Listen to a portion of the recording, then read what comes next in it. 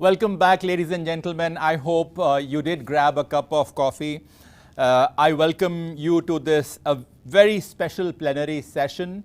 I'm inviting President ACMA, Mr. Deepak Jain, to welcome some of the most distinguished leaders. Honorable Shri Mahendranath Pandeyji, the Union Minister for Heavy Industry, Mr. R.C. Bhargav, the Chairperson of Maruti Suzuki, and Mr. Ashwani Gupta, the CEO of Nissan Motor Corporation. Welcome, gentlemen, and Deepak, please welcome them. I'm indeed very delighted to welcome Honorable Minister Shri Mahendranath Pandeyji, Mr. R.C. Bhargav, and Mr. Ashwani Gupta. Honorable Minister Shri Mahendranath Pandeyji, we are truly honored by your presence here. I'm thankful to you and the Ministry of Heavy Industries for espousing well our cause with other ministries, and I'm sure with you now in the lead, our issues will be heard better for an early resolution. We look forward to your continued support and guidance, sir. Now, I turn to one of the most distinguished leaders of our industry, Mr. R.C. Bhargav. Sir, I've been asked by your office to keep the welcome short, and all I can say that it is indeed a blessing for me that you could join us today. A visionary and leader par excellence, you were involved right from the inception of Maruti Suzuki and have nurtured it to be India's most preferred vehicle, and in the process created an entire world-class flourishing ecosystem of suppliers and dealers around it. The over $100 billion Indian automotive industry is a testimony of your vision, grit, and determination. We are very eager to listen to your vision of the Indian automotive sector as it navigates the current volatility to be steadfast. Once again, sir, I express my deep gratitude to you for your presence today. Mr. Ashwani Gupta, thank you so much, sir, for taking the trouble to join us from the US. I'm aware it is in the middle of the night for you. I must say that we are indeed very proud of your achievements, a fellow Indian who is leading and redefining mobility in the global arena. With your multidimensional perspective of global automotive business as the COO of Nissan, and earlier with the roles across 3 alliance partners, Renault, Nissan, Mitsubishi, we are looking forward to your insights on ensuring business continuity in a globally disruptive environment. A hearty welcome to you once again, a hearty welcome to all our audience for joining in for this special plenary session. Over to you, Vinny. Thank you. Thank you, Deepak. Ashwani, can I call you for your address, please?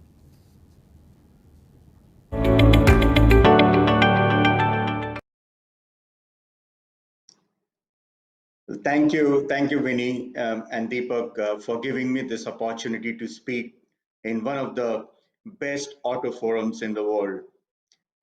It is an honor to be in this forum with Honorable Minister Pandey and Mr. R.C. Bhargav. And good afternoon, good morning, all the distinguished leaders from the government and the industry. When Deepak asked me to talk about living with volatility, especially survival, revival, and growth, I quickly jumped in on it. You know why? Because 20 months before, exactly, Nissan was going through revival and growth plan, and we launched Nissan Business Transformation Plan. And all of a sudden, the crisis, the pandemic hit us. And then one word which was added, which was survival. And that's why it became survival, revival, and growth. And that's what I thought that, wow, this is a great topic to talk about and share the experiences which we have gone through and which we are going to go through. So for us also, it is more about survival, revival, and growth. So today in the broader perspective, I would like to cover 3 parts of this topic. The first about the uncertainty, the second about the global trend, and most important, how the future is moving faster than we think, and how the technologies are transforming our businesses, our industries, and most important, our lives. And finally, I would like to touch upon India, that how India is going to play an important role, not only in the Indian market, but in the global market. So let me first start with the uncertainty.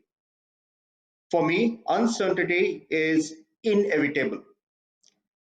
It is not matter of if, it is matter of when. And the question which we have to ask ourselves is, are we prepared to find certainty in the uncertainty? Are we capable to convert risk into opportunity? And I think this pandemic has taught us to be resilient and agile as well.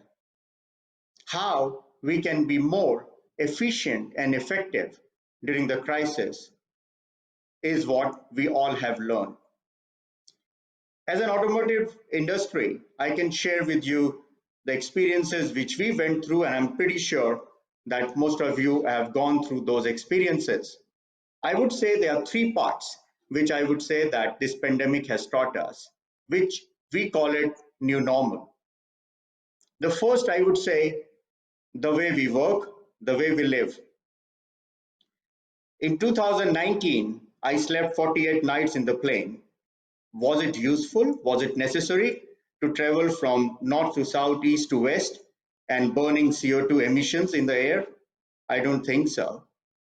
The pandemic has taught us that the unpredictable scenarios, we can take out people from the crisis, and even then we can run the business. And that's what we all are doing. And today is a great forum when we all are meeting on a small screen of personal computer.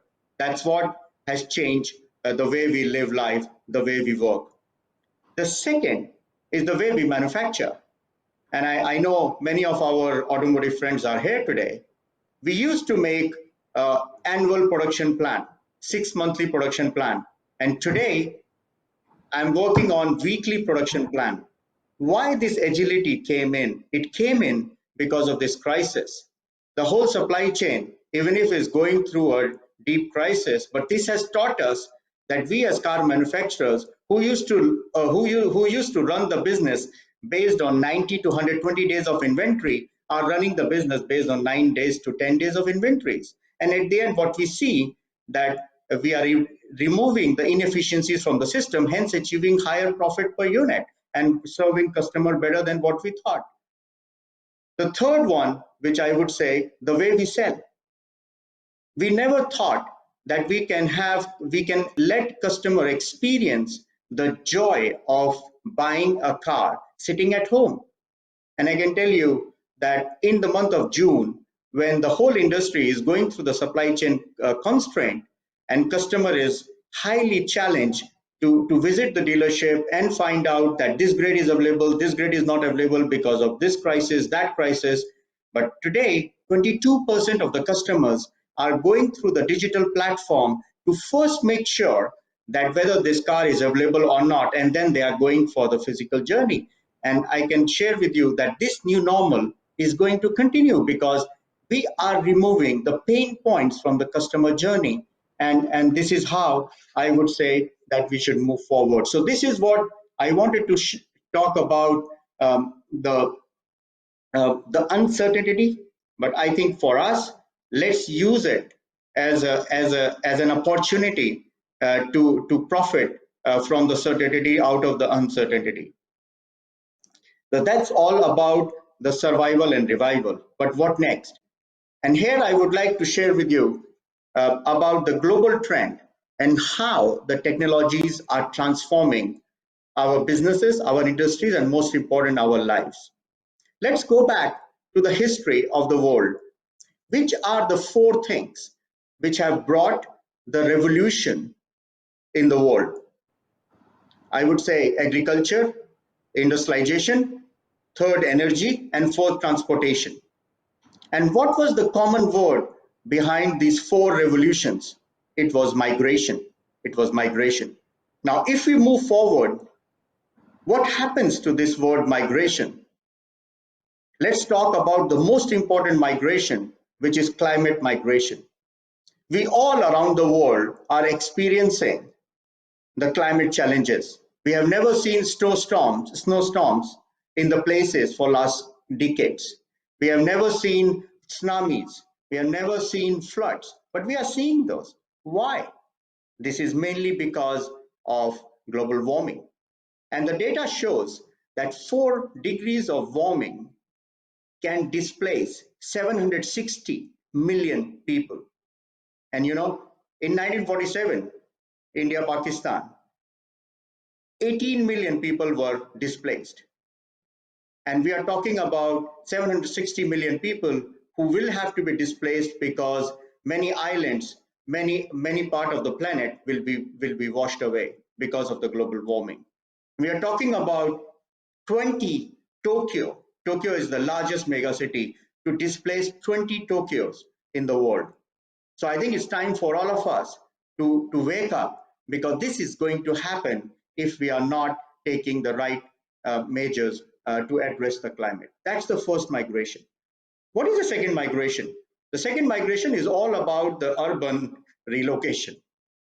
We think by 2050, 60 to 75% of the world will be urbanized. Can we imagine that when we have 65 to 75% of the world urbanized, how the transportation will look like? Will it be safe? Will it be confident? So that's the second migration. And the third migration is about the virtual world. And once again, today our planetary session is a clear example of the virtual world.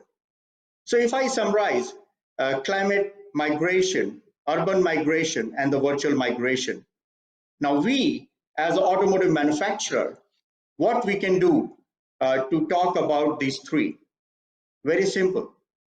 Climate migration has to be addressed by electrification. The urban migration has to be addressed by human-centric technologies. And for me, for Nissan, human-centric technology is autonomous driving technology. Number 3, the virtual migration. This is all about connected. So electrification, autonomous driving, and connected are the 3 technologies which are giving the answer to the 3 migration and are bringing the revolution in the world. Because of time, I would like to more focus on the electrification. Now for Nissan, electrification is not the objective, it's the consequence. Why it is the consequence? It is the consequence because we as automotive manufacturer has to be enabler to bring 4 things to the customer. First, the driving excitement of an electric car, which is better than the ICE car. How this is possible? This is of course possible by the technology on the electric motor, battery, and the powertrain. Number 2, the price point. And the price point, it is all about parity between the electric vehicle and the ICE, which means it should be competitive. Number 3 is the total cost of ownership from the customer viewpoint. How we can make it competitive? By having a very competitive localization, by having a leading edge technology to lead the localization. And number 4 is the contribution to the environment. And if we as catalysts, we as enablers are able to bring these 4 of customer value, then definitely there is a tipping point when customer will go for the electrification. Now, most important thing is when we talk about climate migration and when we talk about electrification, it's not only electrification of the car. We have to talk about the full value system. We have to talk about the full ecosystem. Number 1, product. Number 2, the whole supply chain. Number 3, energy. Number 4, charging infrastructure. And number 5, recycling. These are the 5 pillars which must be addressed in the ecosystem. When we launch in United Kingdom with Prime Minister Mr. Boris Johnson, Nissan EV 360, we address all ecosystem. And here I would like to once again repeat that this is not possible by only automotive manufacturer. And this is what is the importance of the ecosystem, that everybody has to join the hands and collectively, collaboratively, we have to address this challenge and this opportunity. automotive manufacturers, suppliers, government authorities, and all the partners who bring value to address the climate migration. The second, I would say, the autonomous driving. For us, autonomous driving is more about how much safe and confident cars we can make for the customers, and this is all about the recognition and the respect for the human being. And last but not the least, the third one is the virtual world. Virtual world is all about how we use car as a platform to connect the customer to the world and world to the customer. And this is how we define this technology, which is really disrupting our lifestyle. So if I combine all the revolutions, so the next revolution in the industry is driven and will be driven by three, two of which are common from the previous revolutions we saw in the world: energy, transportation, and digital. And these are the three revolutions who are going to change the way we live, the way we manufacture, and the way we sell. Hence, what should be our goal? Our goal should be clearly to drive our organizations by a purpose-driven organization. And in case of Nissan, we are driving our organization by, we are here to enrich people's life. What people's lives mean? Our aim is zero emission, zero fatality, and zero inequality. And to do that, what is very important, first time in the history, the climate ambition, or sometimes I say the country's ambition and the business ambition, they have the common goals. Now, what is the common goal?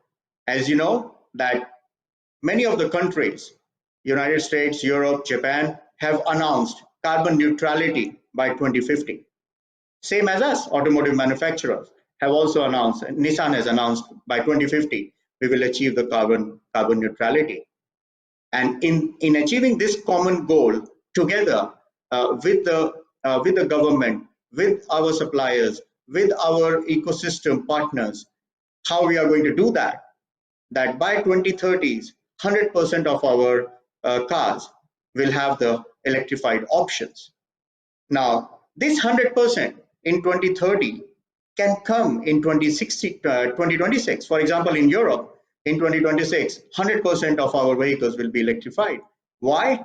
Because the ecosystem is driven by the 5 pillars are working, and in 2026, the total cost of ownership, the price point, the driving excitement seen from the customer on the electric cars, which will be for sure better than the ICE cars. And this is where we call it tipping point, and we all have to work towards this tipping point so that it becomes a natural choice for the customer to go for electrification. That was my second part of the speech. The third part, I would say, the India. Of course, Deepak and Vinny both talked about myself. Of course, I was born and brought up in India, and I'm proud to be an Indian. India is the 4th largest market. In 5 to 6 years, it should become the 3rd largest market. However, there's a big opportunity. And I think in the previous session, I was listening to Mr. Kant, and he talked about a number of cars, 20 per 1,000. Exactly. This is exactly the huge opportunity which is in front of us. Now, the challenge which we all have is how we are going to capitalize this opportunity. And I would say, once again, that electrification is the pillar which could clearly transform Indian automotive industry. And you know that there are 6 Ds of the transformation, and I will talk about only 2. We have deception and we have disruption. And we, Indian industries, are excellent about the deception. And deception is all about individual innovation, right? Innovation. Crisis is the mother of innovation. And we in India are doing innovation. However, we are limiting it to individual innovation. How we can convert deception into disruption is the biggest challenge, and this can be done, I would say, by the digitalization, which means deception can be converted into disruption using the digitalization. And needless to say that India has got a great know-how on the digitalization. It's not digitalization of data, it's digitalization of process, it's digitalization of business, it's digitalization of customer experience, it's digitalization of end to end. And that's how I think we can achieve the disruption. So with that note, I would like to once again say thank you for giving me this opportunity to share my experience and talk on this great topic. And thank you very much for your patience. Thank you, Ashwin, for that very profound address, replete with a lot of lessons. You spoke to us about finding certainty in uncertain times. You shared with us how to address migration through electric mobility, human-centric technologies through autonomous systems, and addressing the issues in the virtual world through connected. And of course, your message to India is to move from deception to disruption by dint of digitalization of processes and businesses.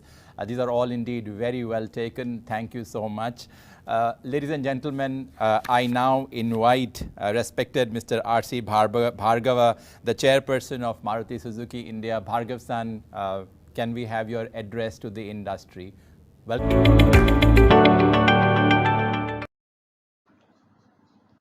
Honorable Minister, Mr. Gupta, and all the dignitaries present in this conference. Let me start by congratulating and thanking ACMA and all its members for the manner in which the industry has responded to the problems caused by the COVID pandemic. This industry is the backbone of car manufacturing. The maturity, resilience, and innovativeness of component manufacturing enabled vehicle manufacturers to restore production rapidly after the lockdowns and restrictions that had to be imposed as a result of the two waves of the disease. This performance convinces me that the component industry is now ready to take steps to compete with the global giants and, of course, to fulfill the needs which Mr. Gupta just talked about. I've had the privilege of seeing the development of this industry from 1981. To my understanding, the component industry was able to change so much and so rapidly because of a few important factors. The most important, perhaps, was the rapid growth of the demand for cars in the country. It is well known that a necessary condition for the growth of a competitive component manufacturing industry is high volume production. The rising demand for cars enabled component manufacturers to improve volumes, acquire new technologies, and achieve quality levels that made them increasingly competitive. One of the consequences was the development of export markets. Export of components grew and reached $15 billion in FY19, a very praiseworthy effort by any account. But it should be noted that the global trade in automobile components is $1.3 trillion, and our share of that is barely 1.2%. We are also net importers in the component manufacturing industry. Clearly, much needs to be done. As a result of changes in policy in India and events at international levels, India has become even better placed to be a large supplier of automotive components to the whole world. This will only happen if both the industry and the government make it happen on the ground. India is the only big country that still has a very large potential for annual increases in car production. Various figures have been given about vehicle penetration in India and in other countries, so I don't have to expound on this. Unfortunately, as we know, the growth of car production has declined from about 12% till 2010 to an annual compound rate of growth of 1.3% during 2015-20. I'm not including the COVID years because these were unusual years and should not be really relevant for determining the trend of the industry. But the fact is that on a secular basis in the last decade, the manufacturing industry has been declining, and that is not good for the growing competitiveness of the component industry. This matter has been discussed yesterday in the SIAM meeting, and the Honorable Minister for Transport and Road Development has expressed the need for the industry to grow rapidly. I'm quite sure with a receptive government, we will find these steps which are required to be taken to once again restore the the car manufacturing industry to the high growth path.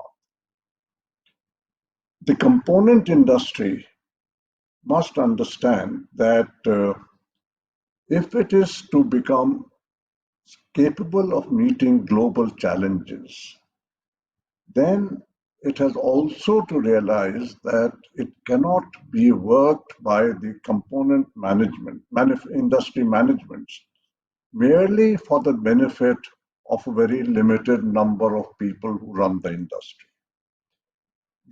All industries in India, including the component industry, must now be managed and run keeping in view that the primary object is to make strong industries which will then lead to a strong India. A strong India is what we need if we are going to meet our obligations to the rest of the world and to the people of this country. And a country only becomes strong if it has a strong industrial base, which means industry must recognize its role and its responsibility for working for the national good. Once that becomes the objective, a lot of decisions and issues will get sorted out. Based on my experience in the last 40 years, I would like to make a few suggestions. The first is that the investments in developing engineering and R&D capabilities in the component industry have been inadequate in most companies. It is true that such investments would be comparatively large and may not yield adequate dividends in the short term. For that reason, it becomes important that these investments are made from internal resources. Internal resources need to be maximized. I have been saying this for some time, that the secret of success for building strong companies, for developing technology, for growth, is to generate more and more internal resources. There is just no other way of doing this. And I would strongly suggest to component manufacturers that they need to look at the entire management culture and the management style and see how more funds remain within the company and less funds are used for other purposes, including lifestyles of senior management personnel. Remember, money which remains in the company will and can be used for strengthening the company.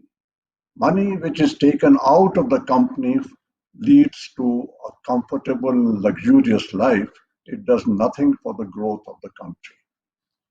Second, focus of companies has to remain on constantly improving quality.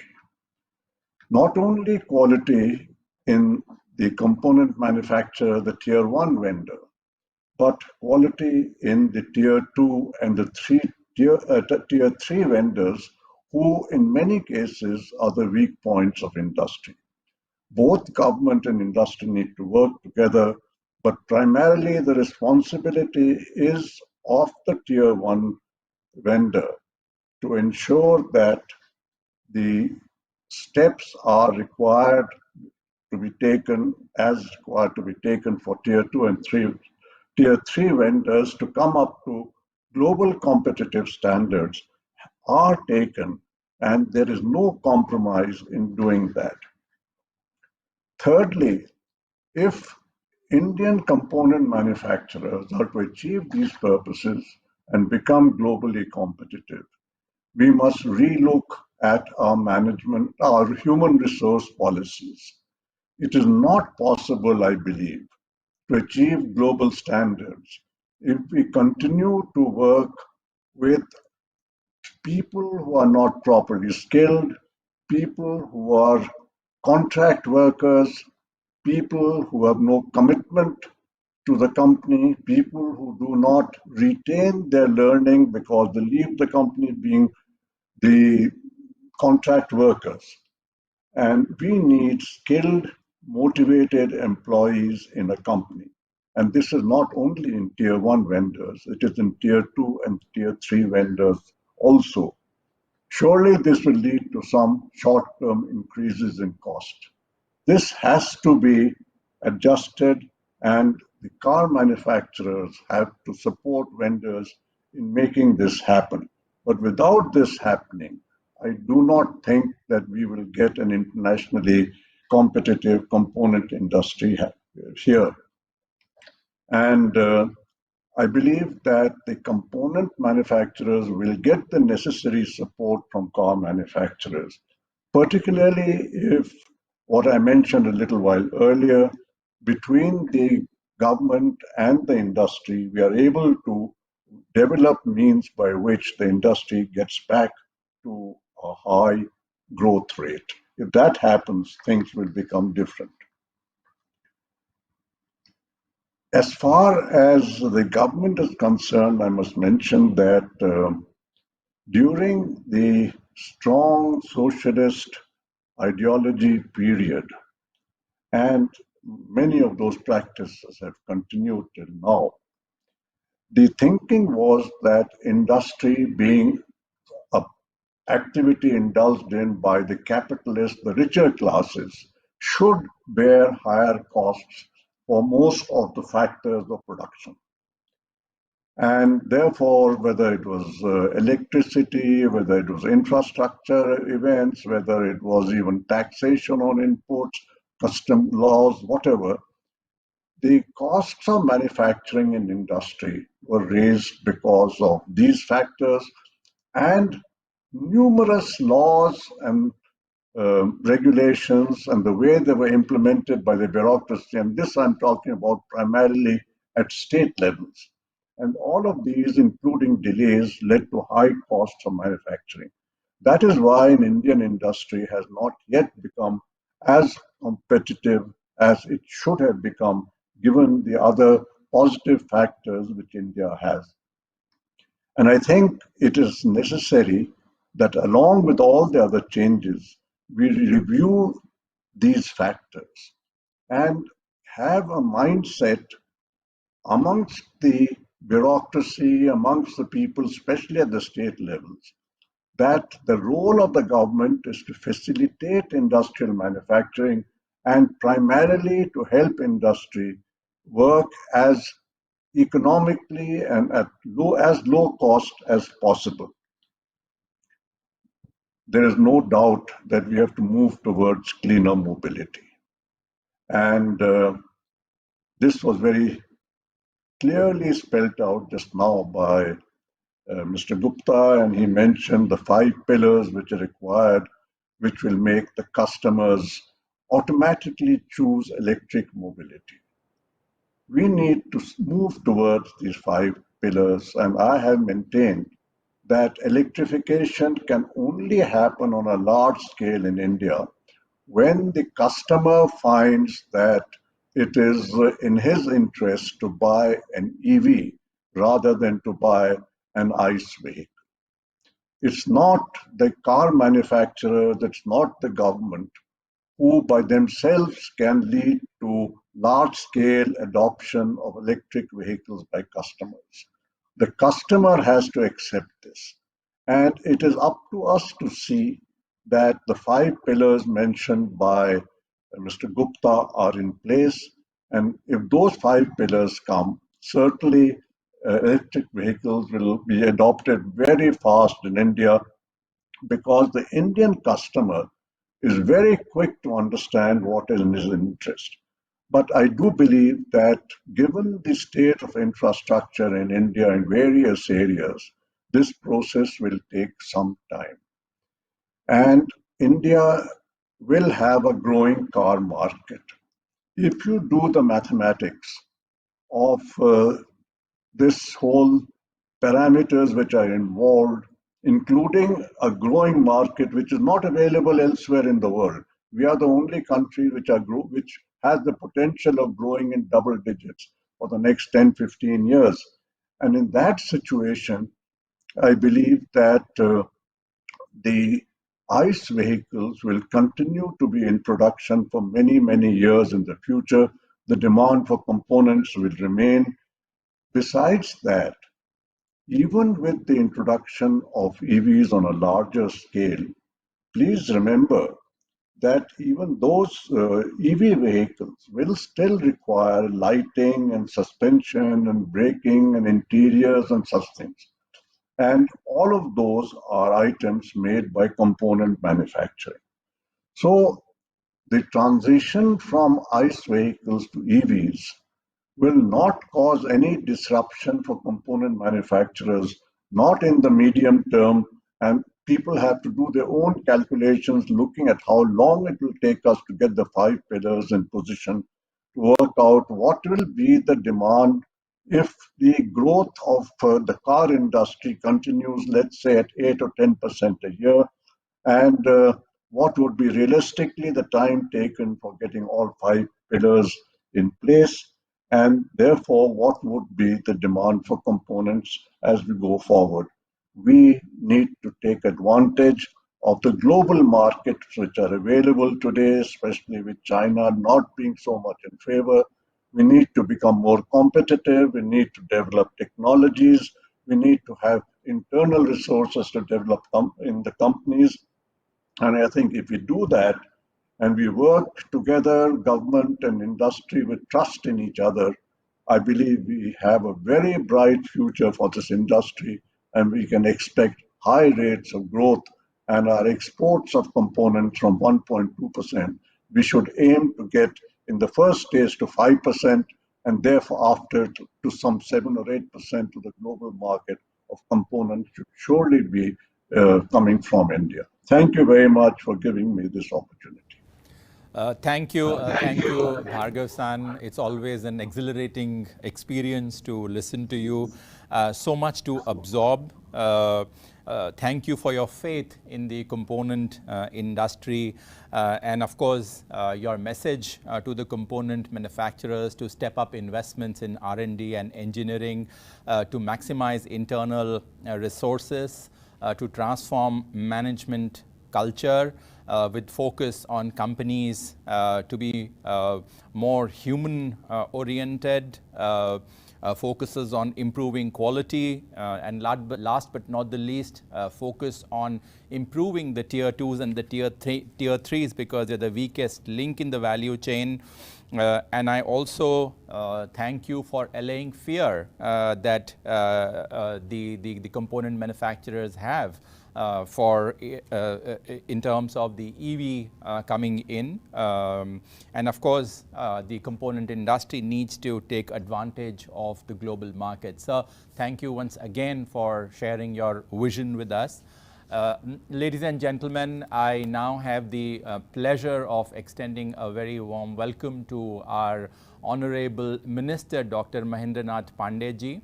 The Honorable Minister will speak in Hindi, and maybe I'll try to summarize thereafter for our friends and audience who do not understand Hindi. Can we put the Minister to live, please? ECMA के 61वें वार्षिक सत्र के मौके पर श्री दीपक जैन जी अध्यक्ष ECMA, Shri Sanjay Kapoor जी उपाध्यक्ष ECMA and Shri Binni Mehta महानिदेशक ECMA और ऑटोमेटिक उद्योग के प्रतिष्ठित अग्रणी व्यक्तियों, सभी देवियों सज्जनों, भारतीय ऑटो कंपोनेंट उद्योग हमारे देश की उद्यमशीलता का परिचायक है। यह उद्योग भारत के जीडीपी का 2.3% से अधिक योगदान करता है। यहाँ 50 लाख से अधिक लोगों को रोजगार मिलता है। ऑटो कंपोनेंट उद्योग का 60% से अधिक निर्यात उत्तर अमेरिका और यूरोपीय संघ को होता है। 2025-26 के लिए एक टारगेट है कि अगले 5 वर्षों में हम सब इस निर्यात को बढ़ा करके 30 अरब दोगुना किया जाए, 30 अरब यूएस डॉलर हो जाए। उस स्थिति में ऑटो कंपोनेंट का वैश्विक निर्यात का प्रतिशत अपने आप बढ़ के 3% से भी अधिक हो जाएगा और संभावित रोजगार भी 50 लाख से बढ़ के 2025 तक 75 लाख पहुंचने की उम्मीद है। ये एक बड़ी एक्मा और ऑटो सेक्टर के लोगों के लिए बड़ी उपलब्धि होगी। एक्मा वार्षिक सत्र में न केवल बीते वर्ष एक्मा द्वारा हासिल उपलब्धियों का जश्न है, बल्कि एक ऐसा दिवस भी है जो हम उद्योग के समक्ष मौजूद चुनौतियों पर विचार करते हैं तो चर्चा करते हैं कि भविष्य के लिए कैसे तैयार हुआ जाए, और उस दृष्टि से हमारा मंत्रालय भी आपके साथ खड़ा रहता है। भारी उद्योग मंत्रालय ने कई ऐसी पहलें की हैं। हमने उन्नत बैटरी सेल के प्रोडक्शन लिंक स्कीम इंसेंटिव जो PLI स्कीम आदरणीय प्रधानमंत्री श्री नरेंद्र मोदी जी के विशेष पहल पर मैन्युफैक्चरिंग प्रोडक्शन के फील्ड में ये जो की गई है, भारत सरकार ने जून 21 में ये स्कीम घोषित की थी। इस स्कीम का उद्देश्य नई पीढ़ी को उन्नत भंडारण प्रौद्योगिकी को बढ़ावा देना, इलेक्ट्रिक एनर्जी को इलेक्ट्रोकेमिकल अथवा केमिकल एनर्जी के रूप में सहेज सके तथा ज़रूरत पड़ने से उसे फिर से इलेक्ट्रिक एनर्जी में रिसाइकलिंग करके परिवर्तित कर सके। इस दिशा से ऑटोमेटिक उद्योग के लिए PLI की महत्वाकांक्षी स्कीम लॉन्च की गई। मुझे ये बताते हुए कि खुशी हो रही है कि जहां हमने एसी से सेक्टर में 18,100 करोड़ रुपए के प्रावधान माननीय मोदी जी की अगुवाई में PLI के अंतर्गत करके उसकी प्रक्रियाएं शुरू कर दी हैं, वहीं ऑटोमेटिव सेक्टर के इस संपूर्ण संवर्धन के लिए 57,000 करोड़ के परिव्यय अर्थात आउटले को निर्धारित किया गया है, जो कि अब तक के हिसाब से बहुत अधिक सर्वाधिक है। फेम 2 में नई पीढ़ी के वाहनों और नई प्रौद्योगिकी को बढ़ावा देने के लिए हमारे मंत्रालय ने जो पहले की है, मैं आपको बताने में खुशी हो रही है। उसमें कोशिश है कि कार्बन फुटप्रिंट को जितना अधिक से अधिक कम कर सके। हमारे भारी उद्योग मंत्रालय ने ऐसी स्कीम तैयार की जिसमें हाइब्रिड और इलेक्ट्रिक वाहनों के विनिर्माण एवं उन्हें अपनाए जाने में तेजी ला सके। वर्तमान में फेम इंडिया स्कीम का दूसरा चरण जारी है। फेम 2 नई पीढ़ी के वाहनों को नई प्रौद्योगिकियों को बढ़ावा देने के लिए उपाय कर रहे हैं। जो कोशिश हमारी है हमारे मंत्रालय की कि कार्बन फुटप्रिंट को जितना ज़्यादा से ज़्यादा कम किया जा सके, जो हमारे आदरणीय मोदी जी का मॉन्ट्रियल एस्पेक्ट में एक विजन उन्होंने भारत सरकार की तरफ से संप्रेषित किया। भारी उद्योग मंत्रालय ने एक ऐसी स्कीम तैयार की है जिससे हाइब्रिड और इलेक्ट्रिक वाहनों के विनिर्माण उन्हें अपनाए जाने में तेजी लाई जा सके, और उस पर काफ़ी हम आगे बढ़ चुके हैं। वर्तमान में फेम इंडिया स्कीम का दूसरा चरण जारी है और जो 1 अप्रैल 2019 से हम लोगों ने शुरू किया, इसके लिए 10,000 करोड़ रुपए का बजटीय सहयोग दिया जा रहा है। मुझे बताते हुए बहुत प्रसन्नता है कि जिसमें 7,090 ई बसों, 5 लाख ई 3 व्हीलरों, 55,000 ई 4 व्हीलर्स, पैसेंजर कारों और 10 लाख ई-टू व्हीलर्स को सहयोग देना है। ये भारत जैसे देश के लिए एक बहुत महत्वाकांक्षी योजना है। कार्बन उत्सर्जन कम करने की दिशा में, ग्रीन एनर्जी की दिशा में एक बड़े कदम उठाए गए। ई मोबिलिटी और बैटरी परफॉर्मेंस पर अनुसंधान में भारत सरकार के भारी उद्योग मंत्रालय ने एक महत्वपूर्ण कदम नेट्रिप इम्प्लीमेंटेशन सोसाइटी नेट्स गठित की। यह एक स्वायत्त निकाय है और इस निकाय में जो national automotive testing and R&D and infrastructure project का क्रियान्वयन करता है, इसमें भी एक अच्छा खासा 3,227 करोड़ से अधिक का निवेश नेट्स को भारत के 7 स्थानों पर अत्याधुनिक ऑटोमेटिक परीक्षण केंद्र स्थापित करने का काम सौंपा गया है और इस काम में इंदौर आदि अनेक जगहों पर क्रांतिकारी पहले शुरू हो गई हैं। इस परियोजना का इरादा इलेक्ट्रिक वाहन परीक्षण इंफ्रास्ट्रक्चर के डिजाइन, सप्लाई, इंस्टॉलेशन और कमीशनिंग प्रशिक्षण तथा स्वीकार्यता में मदद देना। मुझे उद्योग जगत को इन सब बातों की जानकारी शेयर करने के साथ साथ मैं एक आग्रह रखना चाहूँगा।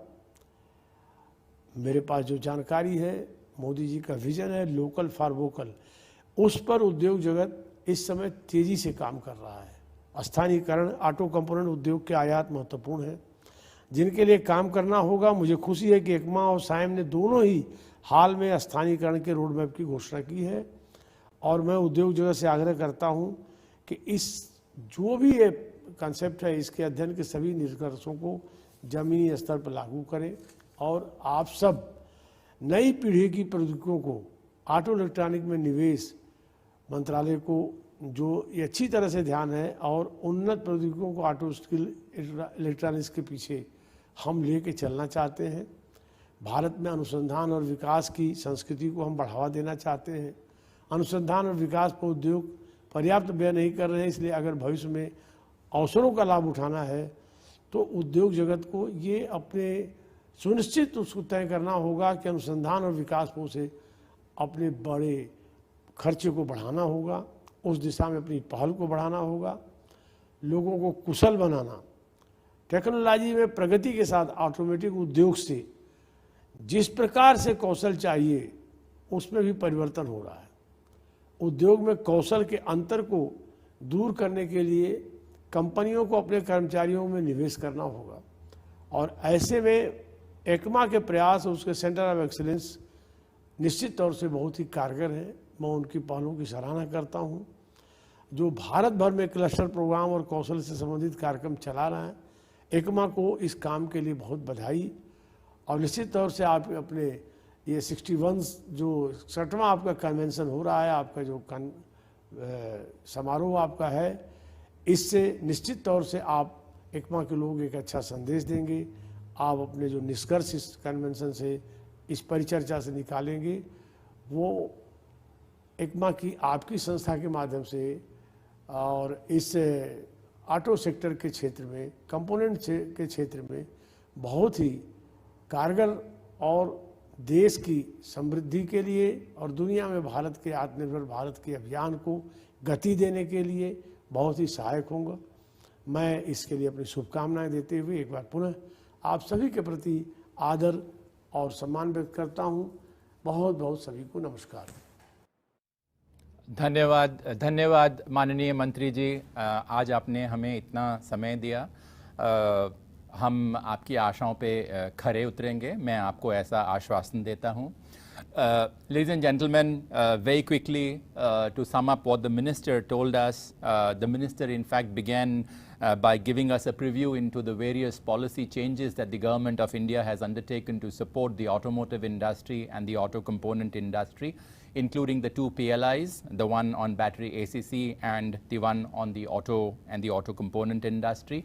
And he also mentioned to us about the changes in the FAME2 scheme that's propagating an electric mobility revolution in the country. The minister also acknowledged the contribution of ACMA to the industry, and he urged the industry, as the Prime Minister's vision is to go local for vocal, he urged the industry to localize and also to focus on R&D and transform itself to become an integral part of the EV revolution. This is very much in line with the thought process of ACMA, and This is indeed a thread that's running through the session today. You have heard speaker after speaker talk about this. So ladies and gentlemen, we come to the end of this session. Thank you, Ashwini. Thank you, Mr. Bhargav. Thank you, Mr. Minister, for being with us. We look forward to your constant support and guidance. We will now take a very short break for 5 minutes. We'll be back at 12:10. We are going to have a very, very exciting session next. We will unveil the study done on the theme of the ACMA annual session, and Dr. Pawan Goenka will give us expert comments. So please come back at 12:10. I'll be there to welcome you. Thank you.